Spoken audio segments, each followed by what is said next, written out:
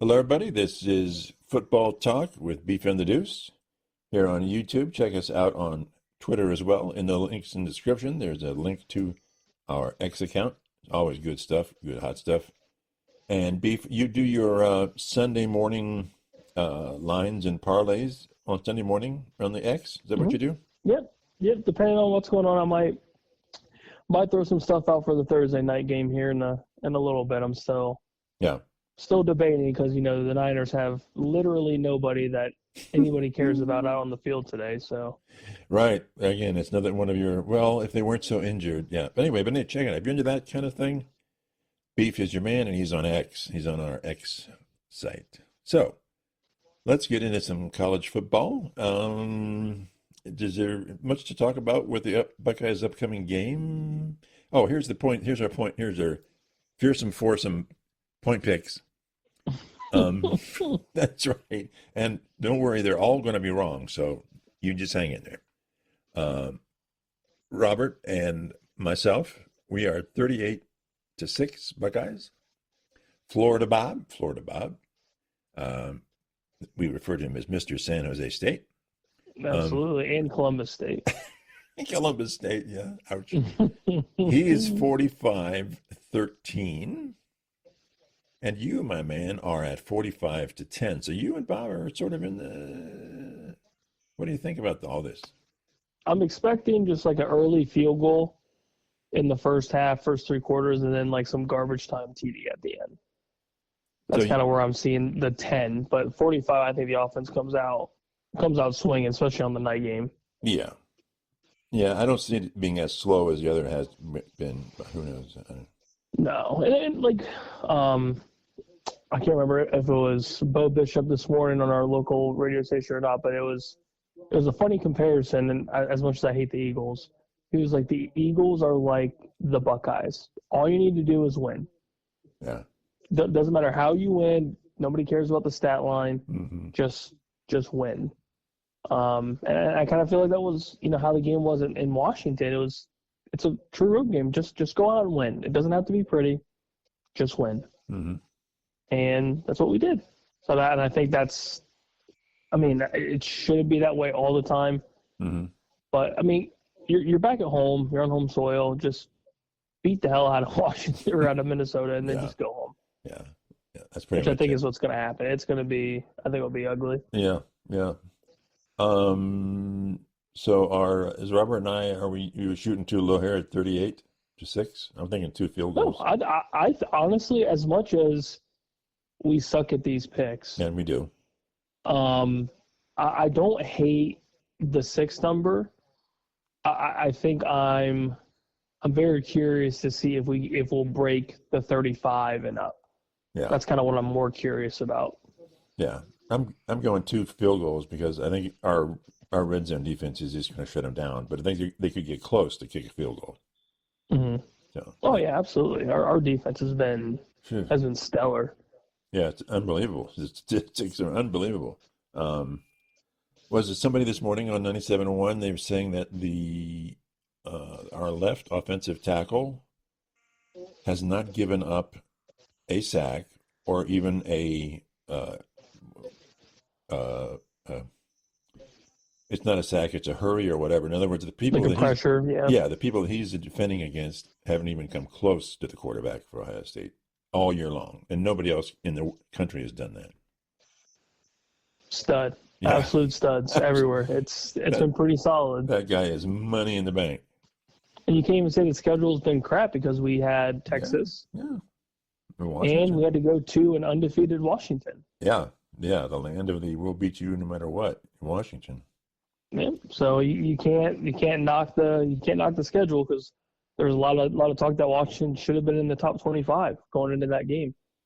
They were. I was impressed.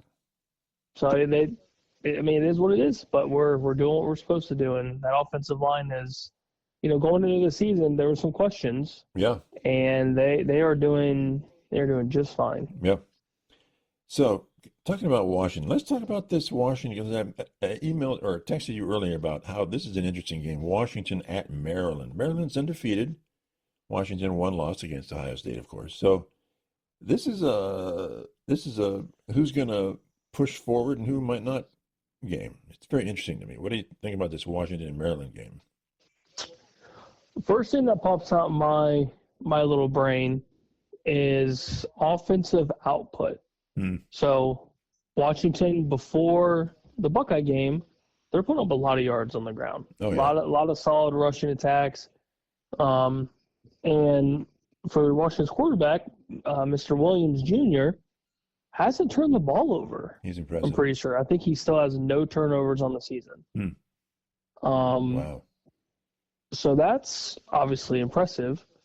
And going to Maryland, which is a little surprising that they're a home dog as much as they are.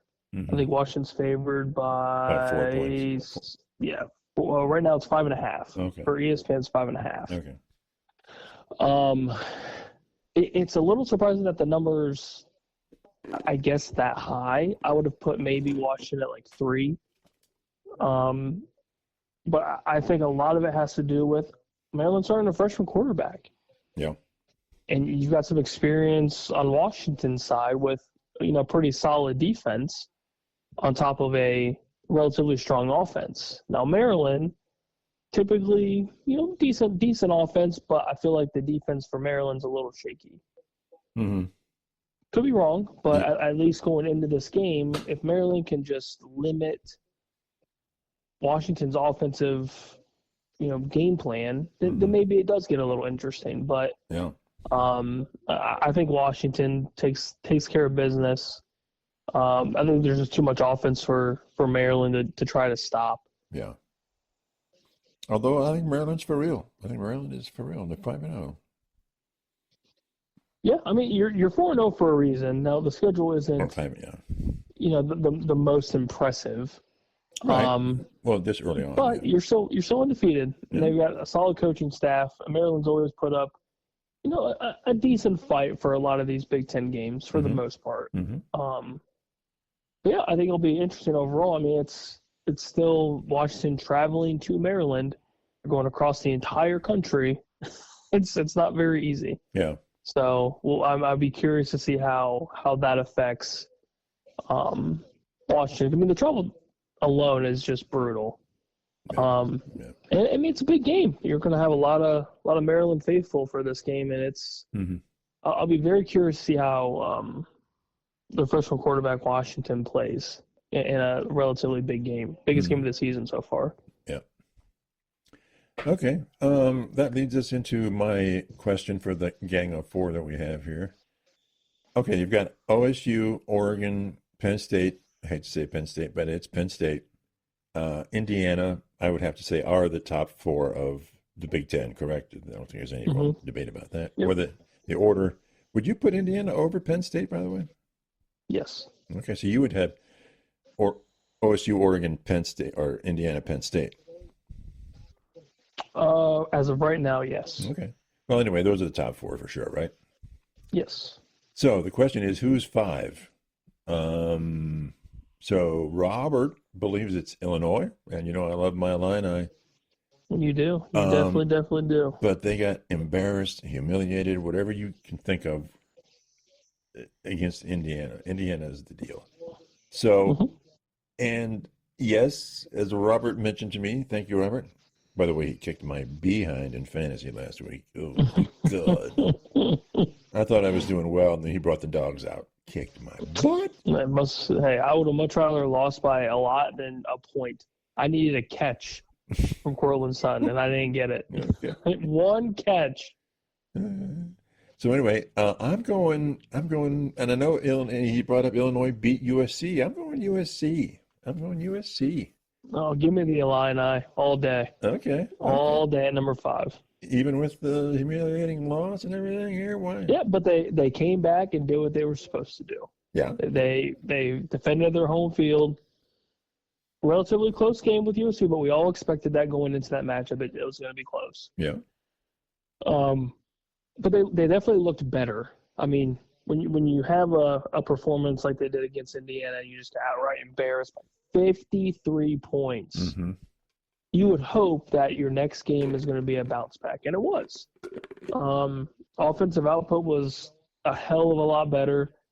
And USC is no slouch. They have a good overall team on both sides. But I think your boy Altmaier came out and played the way that most of us expected him to play throughout the season. Okay.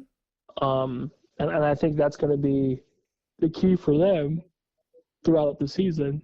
Is just you don't need to be amazing, but you just need to have good enough quarterback play and just put up, I know it sounds dumb, just a decent amount of points because your defense is not awful by any means. Mm-hmm. And the rushing attack is typically pretty solid. So you don't need Altmaier to be a hero every single week. You just need him to keep the ball on their side of the field or in their hands. Okay. Don't turn the ball over. Don't do anything stupid. Just play smart football, and they'll be fine. Okay. Would you go then? So you have them at 5. Would you have USC at 6? Yeah, probably. And then Washington probably at 7. I was going to Even say, though Maryland's undefeated, I would have Washington still somewhat in the upper middle half. so if Washington really puts it to Maryland, would you be wanting to put it Illinois, Washington, USC? Or would you still? No, not quite. Yeah, I would still have USC above them. Okay. Just, I mean, not by much, but I would say just enough. Okay. Because Washington they haven't sniffed the top 25 yet. Right. So that would be the I guess tiebreaker, if you will, is that USC at one point was in the top 25. Washington has been close, but no cigar. Mm-hmm. Okay. So we've got OSU, Oregon, Penn State, or Indiana, Penn State, and then Illinois. You and Robert have Illinois, and I have then USC. Then you have USC at 6. So we went, okay, that's pretty good. I was gonna say I figured it'd be relatively close, and I think you were gonna go Florida Bob on me, and throw some rando Big Ten team in there like Purdue. What are you trying to say? Compare me to Florida Bobber? Come on, man. Give me some respect. I'm throwing respect. I was expecting some craziness from you, but I'm proud that you did it. I didn't on you. I didn't say Michigan State.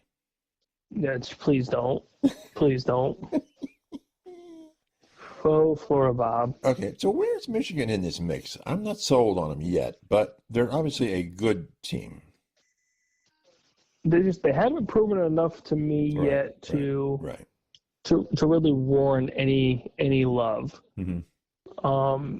And the games that did come up, relatively big, like the Oklahoma game, they looked like crap. Oklahoma's a good team though, so I'm not gonna bash on them too much. Right. But we haven't really seen them play anybody outside of Oklahoma. Yeah, and they've got a cake schedule, so. Yeah, so I mean, at least for now, the teams that are above them, they have played decent competition. Mm-hmm. We haven't seen outside of the Oklahoma game, and I guess if you want to sprinkle the away game at Nebraska, there really hasn't been much to go off of. I get they're still in the top 25, but they've only played one ranked team, so we've only seen them have a true one-game test. Mm-hmm. So I'm not completely sold on them yet. Okay, fair enough.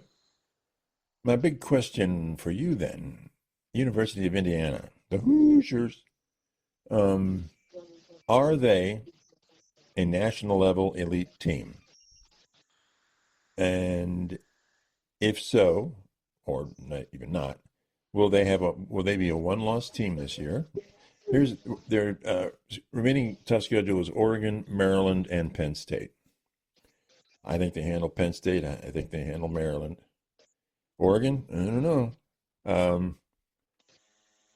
But if they're 11-1 like they were last year, is this like, okay, 2 years in a row, this is a national level elite team?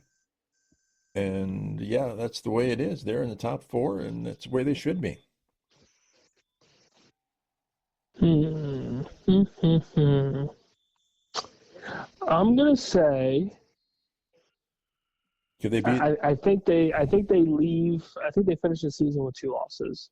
Okay. I think they lose at Penn State. Okay. Um, and I think elite's a very strong word. I think they're a very good team, Okay. but I think there's only not even a handful of elite teams this Okay. year. And I think OSU is obviously an elite team. Mm-hmm. I think Oregon's elite. And I think as of right now, I think Miami's elite. Okay. I think a lot of the other teams are very good, Mm-hmm. but I think those three squads have elite talent. Okay. But Signetti is pretty awesome as a coach. he's doing pretty good. Yeah. But I think going into, because those away games are not easy. You're traveling to Oregon and you're traveling to Happy Valley. Right.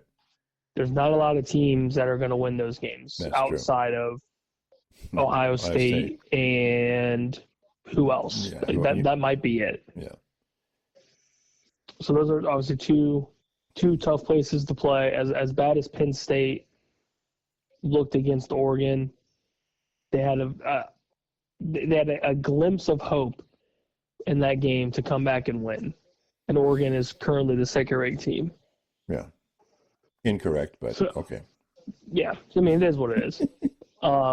So I think very good is probably the best term for them. I don't think they're close to elite yet. all right. Put them in the ACC. Did they roll through the ACC? Except for maybe Miami? I think they struggle against Miami, but I think every other team in there, they would be fine. Okay. Because I think they have the offensive output to keep up with the upper echelon of the ACC. I think it's more of the defense lining up with the best position players, like in Miami. Mm-hmm. I think they would struggle a little bit with Florida State talent-wise matchup, but I think they're more gritty and more hard-nosed than the majority of the ACC. Whoever your top three in the SEC, whoever they are, could Indiana beat them?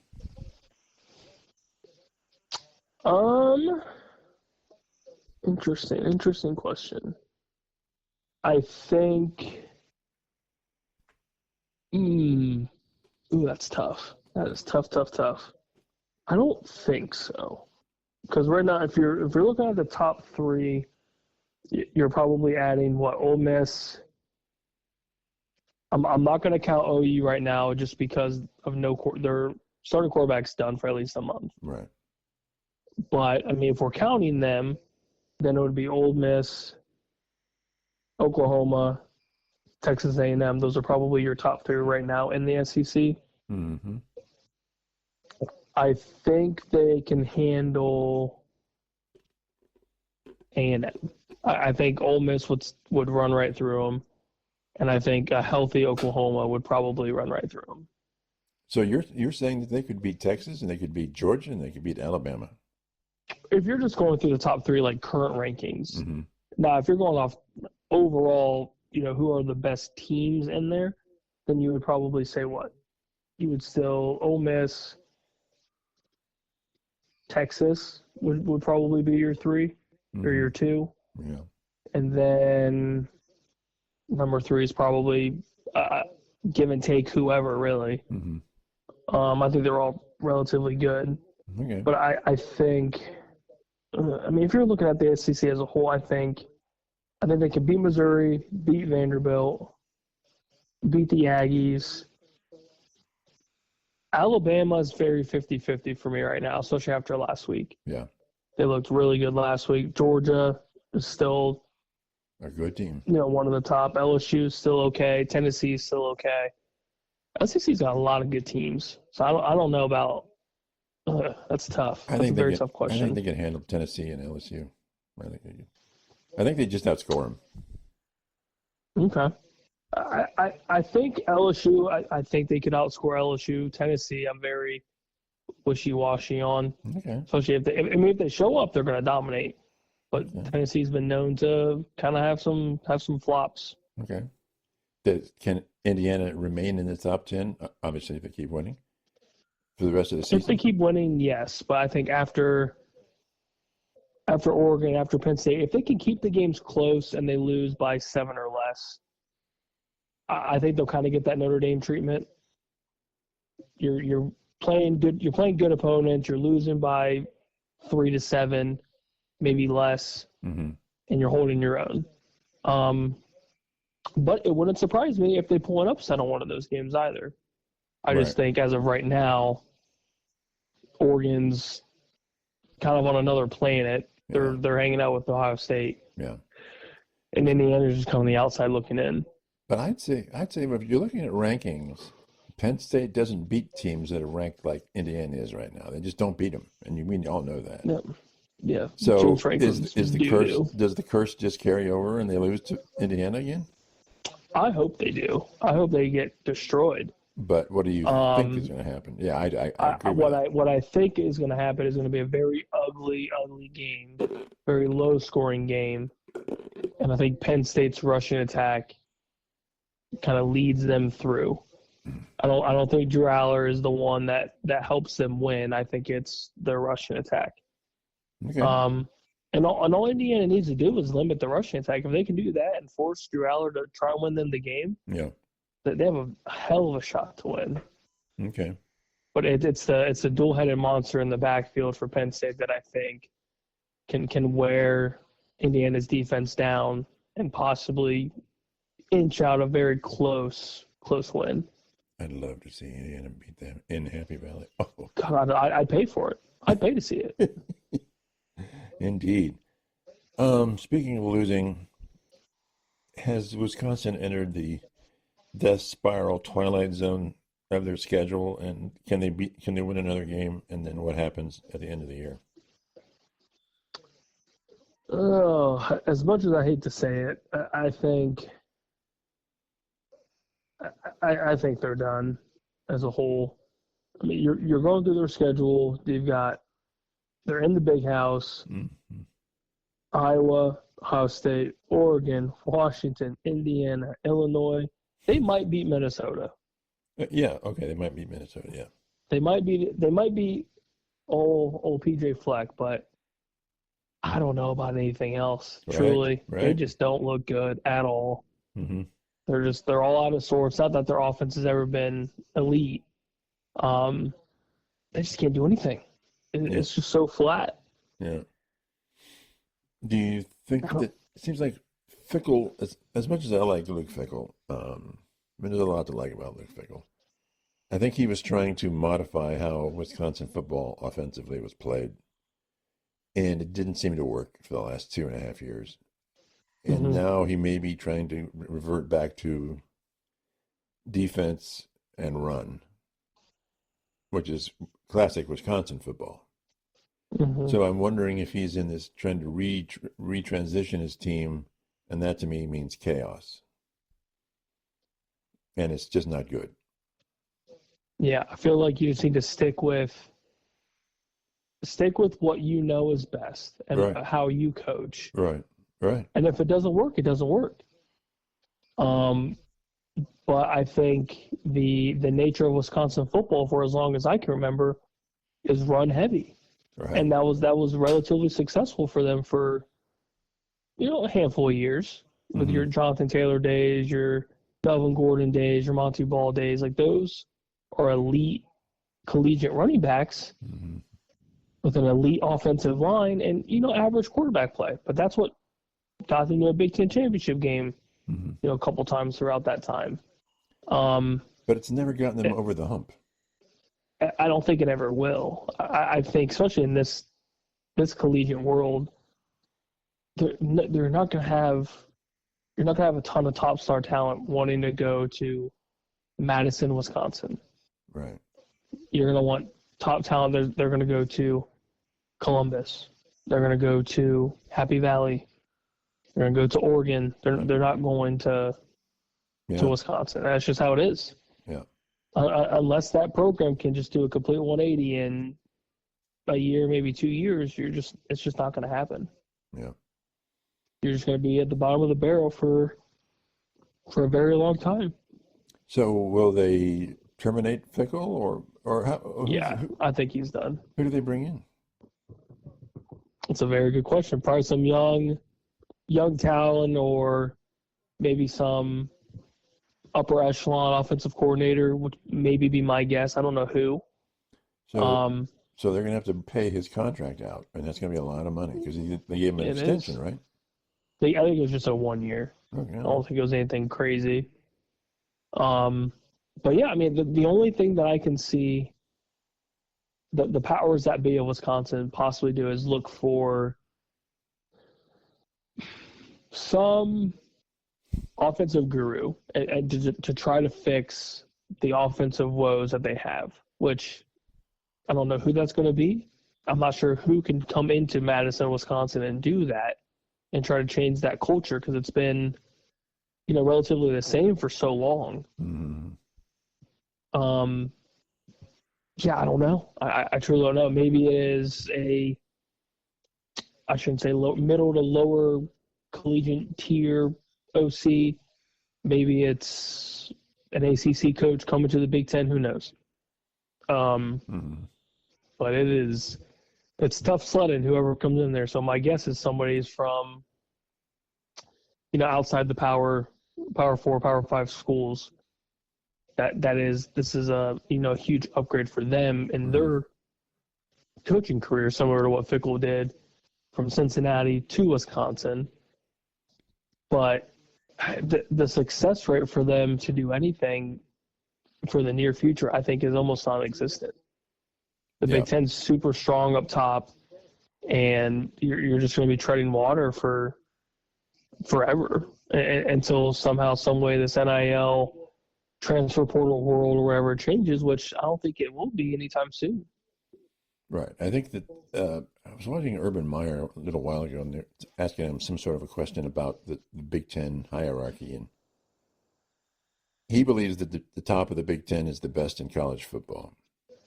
Mm-hmm. But then he will also tell you that the bottom of the Big Ten is pretty bad. Oh, I feel like there's no in between. Yeah. I think it's just really good or really bad. So, who are those bad teams? And the problem with that Washington, Wisconsin, and all of them will have is the top 6, maybe even 7 of the Big Ten are really good teams. They're just really good teams. And how do they break into that stratus? It's just, how do you do it? I don't think you can.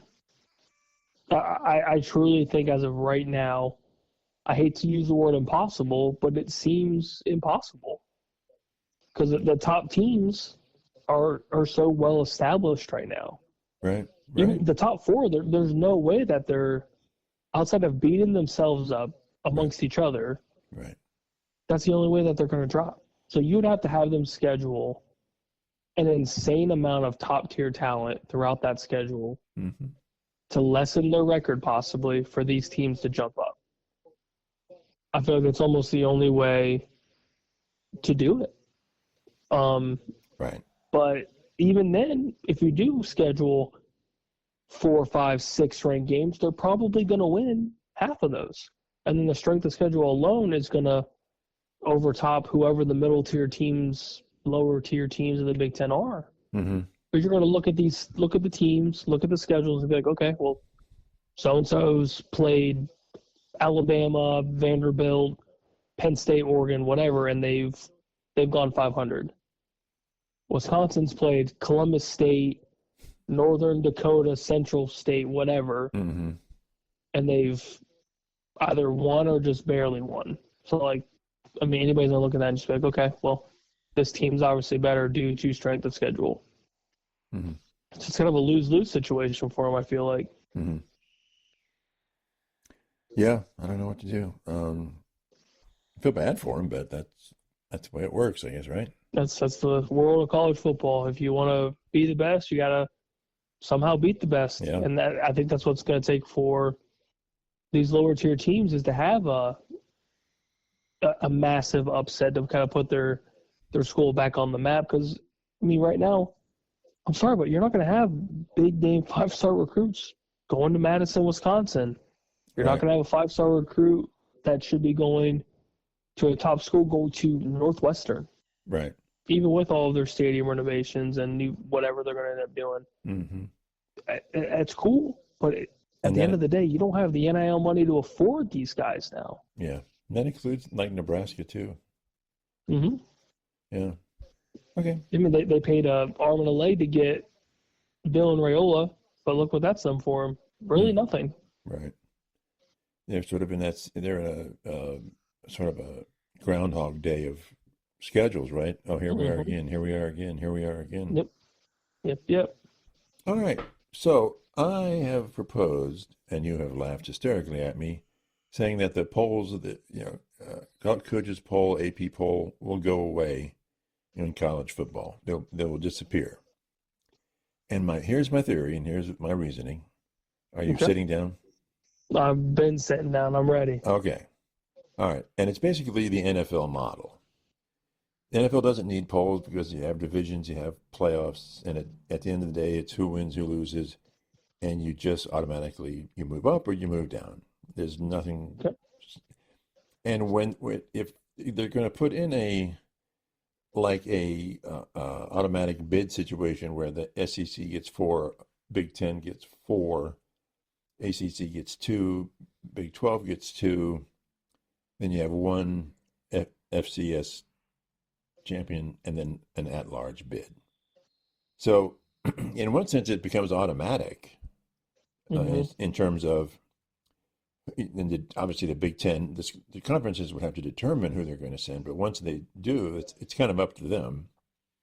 So, really, the committee would only have to do is, all they'd have to do is pick the best FCS school they think they have, and then whoever the at-large school is. They just have 2 things to pick, and everything else is just automatic. So it doesn't really matter at the end of the day, earlier on in the year, what the polls say or not, because I think most of these schools or conferences are going to have some sort of a playoff system. At least the top 2 in the Big Ten, it's the top 2 go, the top 2 in the SEC go automatically. Hmm. And people are talking about this play-in model with the Big Ten where you have the championship series, then you have the 4 below it playing in the playoffs, and then it's 1 and 2 go, and then 3 or 4, so the winners of those go. So it's sort of automatic. So why bother with polls anymore? Who cares? Interesting. I feel like even now nobody really cares. It's just something that they've done for so long Right, right. that it's just kind of it is what it is. Yeah, it's sort of like Um. it's like to me it's like the rivalry with Michigan kind of doesn't matter nearly as much. It doesn't because Hmm. the rivalry was the consequence of losing. And Hmm. as we have seen, you can lose to Michigan and win the national championship. Yep. Yeah, and I feel like it's a very, I mean, it's a great comparison. Like everyone, I know myself included. I look forward to seeing what the AP coaches poll is. Oh, Just it's fun. gives you an idea. It's very fun. I know, and Um, we feast on it. This is what we talk about, right? yeah, but at the end of the day, like you said, yeah, no, it doesn't mean shit. Because at the end of the day, the CFP has their own ranking system, Right. and that's what everyone goes off of. So the AP doesn't mean jack. Yeah. And the So yeah, I could see it going away. So you're actually kind of agreeing with me here? Yeah, I think eventually you might be able to see it go away, and the CFP just kind of takes over the ranking systems Hmm. as a whole. Because at Right. the end of the day, that's all anybody cares about. Where's my team ranked in the CFP? How close are they to the top 12 teams or whenever it goes to 16, 24, 105? Who knows? So, Like but that's all people care about. right. So if then how would you say they would pick the at-large team? They would it's just up to them how they choose it? I think so. That's where you have your um, your conference record, your strength of schedule, big wins, Yeah. big So losses. you still sort of have to rank them, but you don't need a AP poll to do that. No, I mean, and I don't know if they're going to necessarily get rid of the coaches poll because I think that's a little interesting. And every That doesn't coach mean anything, but every it's just there. every coach would tell you they don't participate in the coaches poll. They have assistants to do that. Yeah, they just have someone, hey, can you just do this? Yeah, one coach. Somebody asked a head coach about that. This is years ago, and he said, "Look, I have to prepare for the teams in my conference, and it's a Hmm. nightmarish 24/7 process. I don't care about the coaches poll, and I don't give it a. I don't. I'm just not going to bother with it. So I Hmm. I give it to the assistant athletic director or whatever. So I don't know, Hmm. and he says, and I don't care. So how valid is that then? It's not really the coaches poll. It's just an AD poll. It's the Water Boys poll. Yeah, it could be because and the coach is like, I'm way too busy to bother with that. Hmm. Because That's someone, fair. I think it was a Big Ten school, and he goes, I don't care what's happening in the SEC. I worry about the Big Ten Hmm. and the team that I'm going to play next week, and it drives Yeah. you crazy. It's too much work. Well, absolutely.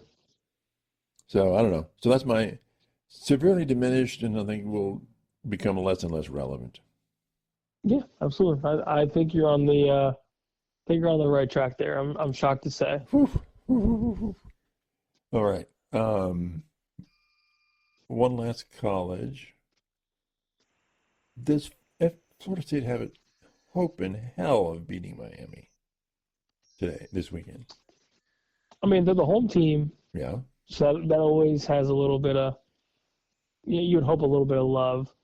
Um, but they're coming off a bad loss. yeah. Um, so I mean, I'd be curious to see how they bounce back, but I think Miami's just too strong, Okay. truly. And you from earlier, you believe that it's Ohio State, Oregon, and Miami who are the and only the elite teams, right? As of right now, I would say it's those three. Okay. Okay. Interesting. I think Ole Miss is creeping for sure. God, you like my old Miss? Can't believe it. I think they're creeping. I'm impressed. Um, but elite's such a strong word. I know. Such a strong word. I know. And Miami, I feel like they've got the elite talent that helps them kind of get into that conversation. Hmm. Um, but I have them kind of limping in. I think Oregon and OSU are the top dogs of college football, and then Miami's creeped into the elite category. Okay. And I think Ole Miss is on that verge as well. They've got a damn good team, truly good team. Okay. So then go back to Indiana. Then what would and you're saying they're not an elite team. What does it take for an Indiana to be considered elite? Beating Ohio Beat State? Oregon, beat Penn State. So if you think they beat Penn State, they can enter that category. If they can go to Oregon, beat them, go to Happy Valley, beat Penn State, then I think that conversation gets very interesting. You still wouldn't necessarily give it an elite status. Is it because it's only one year or elite? Yeah, because I feel like elite status, you have to do it for Yeah. Oh, yeah. a decent while. Yeah. No, Indiana had a good season last year, but what did they do with it? Yeah. Not much. Not much. So I'd be curious to see after those two games how they look in those two games. Hmm. So, and you would say that also they would have to be in the playoff system, however it shakes out. They would have to be considered or somewhat consistently in the final four. Yeah, I would say so. Okay. They don't have to win it necessarily, but they've got to be up there pretty close.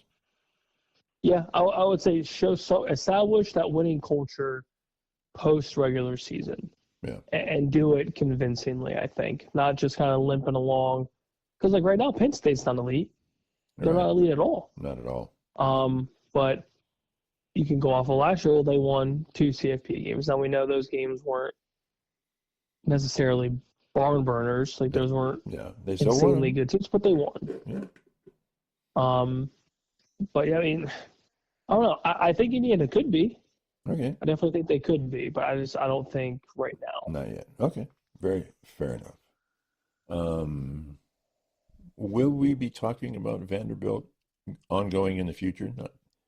Maybe No. not this year, but I mean, what the heck? Vanderbilt. I know, undefeated, but Is it a their fluke? schedule right now is gonna be bad. It's Yeah, gonna be very tough. it's going to be tough. They're going into Tuscaloosa, and that's not going to be good. Yeah, it gets very, very interesting very quick for them. Okay. All right. So it's a nice conversation going into the Tuscaloosa game, Mm-hmm. but then after that, I think they're just going to be Yeah. irrelevant. They're going to be Vanderbilt, right? Yeah, Vanderbilt just being Vandy. All right. Let's talk a little NFL football. We love it. We got to have it. Talk to me about, well, let's just get the Flacco thing out of the way because there it is, and I'm dressed in black, got the armband, it's over. Um, I think it's okay that they're bringing Gabriel in. I just hope they don't beat the crap out of him and destroy another good quarterback like the Browns Mm-hmm. tend to do. And I think the big culprit for the Cleveland Browns is their offensive line. It did him Mm-hmm. no favor. It did Flacco and no quarterback any favors.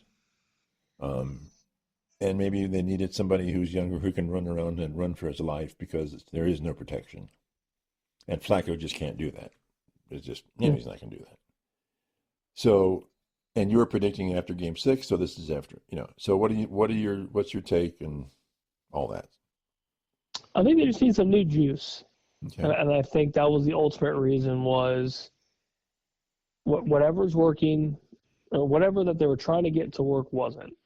What if they Now there's a lot, like you said, there's a lot of factors, so it's not just Flacco. what if they had beaten Cincinnati and they were actually 2-2? It would be a different conversation for sure. And Because you're still 500, and it's. but they still The play. AFC North is up for grabs. Yeah. Okay. Talk about the AFC North as well. What the hell is happening here? No, they're hammered. The whole division is just hammered. It's almost like it's Pittsburgh's to lose. Yeah. Which is crazy. By default, they'll come to the top, right? It's crazy because you got Lamar Jackson out for 2 to 4 weeks, so you got the Cooper Rush show for Baltimore. Mm-hmm. Burrow's ouchie toe. That's for 3+ months, maybe the whole season. Yeah, that's and Jake weird. Browning's been a dumpster fire. Mm-hmm. Pittsburgh's just rolling. They're doing what they need to do, especially right now. Yeah. And I think with Dylan Gabriel going under center, I think it gives them a better shot because then you can change the offense a little bit. Mm-hmm. You can do some play actions, roll to the outside. Right. Right. You can get Dylan Gabriel in space. You can utilize play action. You can get the rushing attack going because Dylan Gabriel still has legs. Like he can run the ball if he needs to. Yeah. So that benefits Quinshon Judkins in the backfield. That benefits, Yeah. again, the play action pass. That benefits a bunch. But you need an offensive line to do so. Right. And I think that's going to be the biggest question is can the offensive line essentially do more? Because the offensive playbook is going to be a lot more. Right. There's going to be a lot more plays, a lot more, like you said, outside passes or, just runs out to the left, runs out to the right, whatever it may be to get Dylan Gabriel's legs moving. So Yeah. I'm curious to see how that works. Okay. Do you think, we haven't seen him play much, but he just seems to remind me of a Bo Nix. It's possible. It's very possible, yeah. He throws darts. He just throws rockets. He's got a solid arm. He just has to see – he's got to see it over his offensive line. That's going to be the big question for him is, how many passes are going to get batted down because he is, 5'8", 5'9". He's small. They say he's 5'11", but okay. He looks like a midget on the field. Well, he just looks so small. Offensive linemen are like 6'4". Oh yeah, they're huge. I get it. They're huge. Yeah. They're huge. But I think it's the best move for them overall. Get some. I know it's a Cleveland curse. I feel like, but getting some fresh blood out there for Cleveland, I think could do well for them. Because the Flacco experiment was, he played okay with what he had. Yeah. But it wasn't working. And if Stefanski, I guess, kind of sort of wants to keep his job, you got to see what you have right now. Because it's nice that the division's still up for grabs. Yeah. So you're not really losing much with starting him, but now you get to see if these quarterbacks are for real. Yeah. And it starts with Gabriel, and maybe you see Shadur, maybe you don't, but you kind of have to know what your future is going to be or what it's going to look like. So I'm going to play devil's advocate here with you and talk about the Cincinnati Bengals. With Burrow being out, they paid a fortune for all these other guys, right? The defender, the two receivers, and a running back, and they paid a fortune for all of these guys. And right now, they're not worth half the money. They're just without Burrow. It's all Burrow, and without Burrow, there's nothing. Even the defense, they're paying that money to this guy, the edge rusher. What's this defense done, except for get their butts kicked? Trey Anderson hasn't really done too much, but neither, like you said, neither has the defense. Right. So it's been a bust. So they way overpaid. Yeah, essentially they kind of crapped the bed with everything. But again, it starts with Burrow, and I mean, the second he goes down, all the air in that room is gone. It's over. It's basically done. Yeah. And I'm sure they're talented people, but it just emphasizes the power and the importance of the quarterback anymore, right? I mean, it's just so centralized. Oh, it's huge. Burrow is the Bengals. Without Burrow, there's no Cincinnati. Right. Because he keeps the keep the defense off the field where they're on the field so much that they get exhausted. Mm-hmm. So, yep, he's the reason why they were even, Super Bowl relevant going into the last couple seasons. I mean, without him there's no shot in hell that they're going to be considered for, anything postseason. Right. And you can obviously see it. Jake Browning's a bum, so it's quite the dumpster fire. So, yes or no question: will the AFC North send one team to the playoffs? I mean, yeah, by default, the conference winner, but outside of that, I don't know. Maybe if Baltimore can kind of get their stuff together, the first quarter of their schedule is not insanely fair. That's tough, but it depends on how long Lamar's out. If he's out for an extended period of time, and you have to bank on Cooper Rush to kind of carry you, it's not ideal. Again, it's your elite quarterback, and I think Burrow and they're elite. Lamar's elite, but when they're not there. But I don't think Baltimore. Your team's null and void without your top dog. Yeah, but I don't think they're as bad as Cincinnati is without Burrow, though. Yeah, I mean, you still have the best running back in the league probably in Derrick Henry. Right. So that's very beneficial, but you can't lean on him forever. So I mean, we'll see how the Rush experiment works with a full week's practice. I mean, he did well in Dallas when he filled in. I think he only had 1 or 2 losses on his record. Yeah. So all he has to do is be decent, and if he's decent, they'll be fine. So what was you had a quick question for me then? Oh yeah, it's a Cincinnati question. Do they trade for a veteran? Quarterback? And if they do, who should they trade for? I assume you mean quarterback, right? Oh yeah, absolutely. Well, who's available? You can get Russell Wilson. No. Kirk Cousins. No. Jameis Winston. Cousins so far that tops my list right now. Who else is available? I mean, anybody's really available. Right. I would say the top 3 would be Russ, Jameis, Kirk Cousins. I would go Cousins, but it maybe improve a little bit, but not. I think Russell. Cousins would be huge for them. It'd be huge for the offensive passing attack, I think. Yeah, Russell's not going to work. He's just not going to work. He didn't work in New York, and he throws the rainbow bomb, and it's pretty, and when it works, it works, but that's it. So I don't, Wilson, no. Because my thought with Kirk Cousins maybe is, say, for example, Joe Burrow's just done. Mm-hmm. Like injury-wise, everything, he's just done. Mm-hmm. At least you have a veteran quarterback like Kirk Cousins who has established, being a good quarterback. I know last year in Atlanta wasn't the most ideal, but he's proven to be a winner. And he's proven to have some grit, and he throws a pretty ball. Yeah. He really does. Yeah. And look at what he has around him if he's there. You have a Jamar Chase, a T. Higgins, Chase Brown, Gesicki. Like, you have talent everywhere. Does this remind you of 2 years ago with Flacco? It reminds me of Minnesota. It reminds me of Minnesota with Kirk Cousins, and then the Flacco experiment when he had everybody under the sun. Yeah, for 2 years ago. Yeah. Yeah. Mm-hmm. Yeah. I mean, it's very, very possible for Cincinnati to be relevant if they trade for somebody like him, I think. But they are so cheap. I don't know. Do you think they'll do that, though? Do you think they'll actually do that? I don't think they have a choice because Jake Browning has been so bad.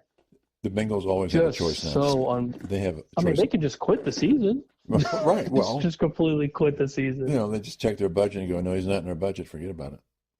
Yeah, I mean, unless they want to just, keep going with a losing culture, which, again, if that's what they want to do to save money and be cheap, have at it. That's fine. Mm-hmm. But the division is still up for grabs. And they are, a 2-2 football team? Right. The season's not done by any means, but it's going to get to a point if you've got your star players like Jamar Chase, like T. Higgins, like Trey Hendrickson that are just looking at you guys and being like, what the hell? Like, this is not the answer. Okay, the next 2 games for the Bengals, I believe it's I think it's either Detroit and then Green Bay. Oh, they're very tough games. Very tough. So why not just forfeit, play them, but know you're going to lose? And are they going to, if they lose those 2, are they going to say, well, gee, our future is so bright, let's get another quarterback? If I was them, I would have done a trade this week. Mm-hmm. The second that Sunday was over, look for somebody's stat. Or it was Monday because they were playing Denver. Right. I would have looked for somebody immediately. Because Jake's not doing anything. There's nothing productive. Unlike, last year he proved to do something, like relatively mediocre football. Mm-hmm. But it's not even mediocre. It's just playing out bad. Right. It's just atrocious. You can't get the ball to your star players. You're not going to win any football games. I don't care if you're playing Carolina or New Orleans. You can't do anything with an inaccurate quarterback who can't hit anybody. Well, I agree with you. And I feel like you can get a decent trade with a veteran quarterback, but the only thing that sucks is that you'd have to take on Kirk Cousins' contract unless Atlanta pays for the majority of it. It doesn't seem like that's in their future. No, I mean, they were cheap enough to wait until Trey Hendrickson did whatever he did to pay him. Mm-hmm. So I don't know. Yeah, maybe they do stick with Jake Browning and just eat it. But I mean, with the division up for grabs, I don't know why they would do such a thing. Yeah, well, especially with Lamar just going down, that's a 2 to 4 week span for them to kind of do something. And if Joey does come back towards the end of the season, which it doesn't really seem likely, at least there's a chance. Yeah, I agree with you. But are the Bengals? I don't know. I'm skeptical that the management, the ownership will do something like that. Well, they probably won't. Yeah, they probably won't. Yeah. Anyway, okay. We're about out of time. I'd love to talk about the Denver Broncos. Maybe that's next time. They're a very intriguing team right now. Beating khaki pants. Anyway, yeah. And your New York Giants. You've got a lot of explaining to do for the Giants. So we're going to find out after this week and see how legit they are. Absolutely. Okay. Well, we'll see. We'll talk to everybody soon. Bye.